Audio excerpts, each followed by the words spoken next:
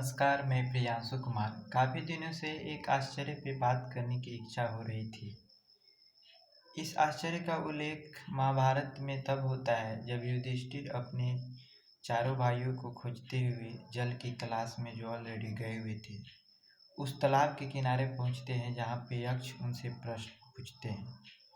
उन्हीं प्रश्नों की श्रृंखला में एक प्रश्न यक्ष का यह होता है युधिष्ठिर से कि जीवन का सबसे बड़ा आश्चर्य क्या है।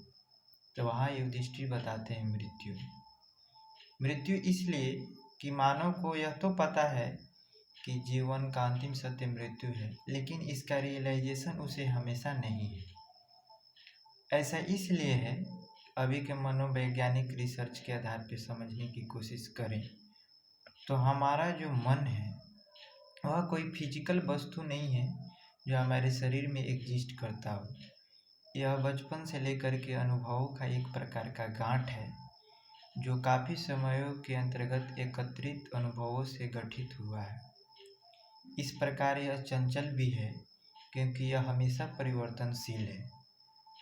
यह ह्यूमन माइंड का नेचर है कि वह 99% टाइम में हमेशा या तो पास्ट या फ्यूचर में जाता है, जबकि जीवन आज और अभी है। जीवन में जो आज है वह कभी कल था। हमेशा माइंड आगे या पीछे की बातों को सोचता है और उसी में उलझा रहता है। अगर उसे ना सोचे ना भी समझे तो उसका कोई फर्क नहीं पड़ता है। वही सोचे जो अनिवार्य हो। इसके लिए वर्तमान में होना काफ़ी अहम जरूरी है। एक वर्तमान के समय कालों में कुछ ही समय पहले तक ये काफ़ी शानदार दार्शनिक हुए जिनका नाम ओशो रजनीश चंद्र मोहन जैन है।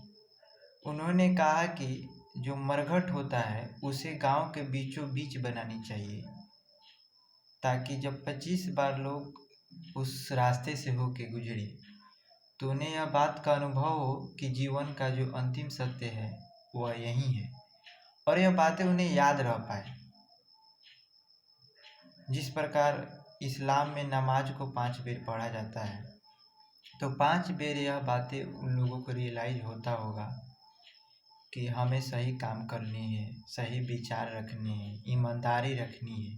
यह 5 बेर ईश्वर के सामने झुकते वक्त ये चीज़ें जब बार बार हैबिट में आती है तो आदमी खुद पे खुद संदार हो जाता है।